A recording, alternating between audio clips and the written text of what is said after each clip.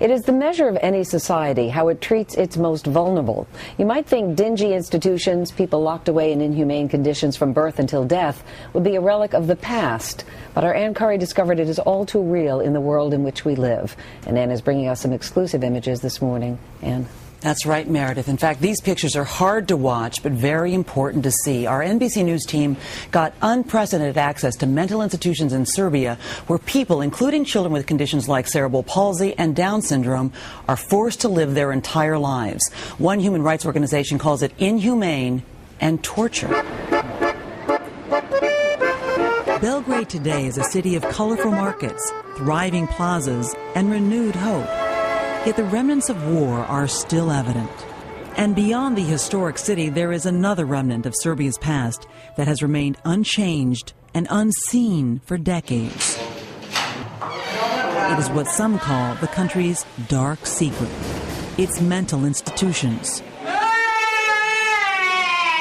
Thousands of adults and children are systematically warehoused in decaying buildings, languishing in the same stark rooms and metal cribs day after day. Heavy medication is common. Therapy is rare. People are just prisoners in these cribs and these beds. We found people being tied up, not for 10 minutes, but hours. A report just released by Washington-based Mental Disability Rights International calls the conditions beyond cruel and inhuman. It's torture. Torture? Torture. You're saying what is happening in the institutions for the disabled in Serbia amounts to torture? Yes. Yes. In this former communist country, where disabilities have long caused shame, doctors commonly advise parents to put mentally disabled newborns in remote, overcrowded government institutions. For most, it is a life sentence. So this is the room where the most severe cases are kept? NBC News gained unprecedented access to some of these institutions. What we found in some was deeply disturbing. Full-grown young men crammed into cribs. A shower room where groups of adults are hosed down.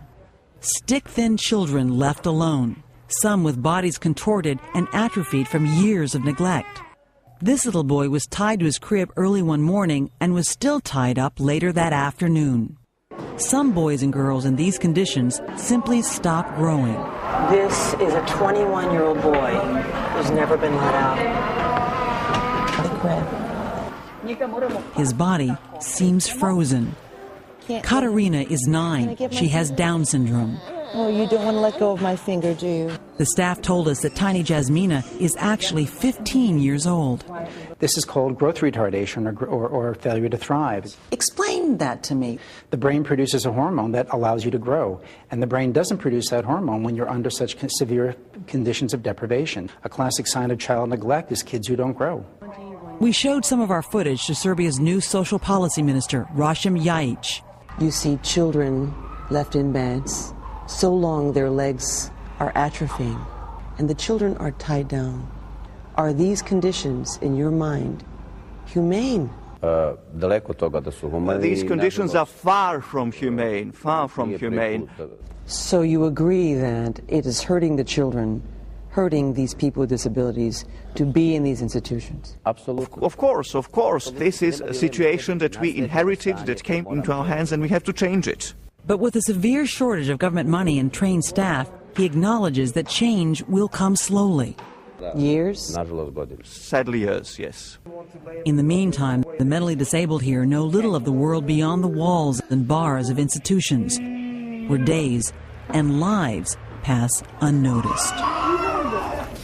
Serbia is calling criticism of its institutions politically motivated propaganda, but there is no question that this publicity will pressure the government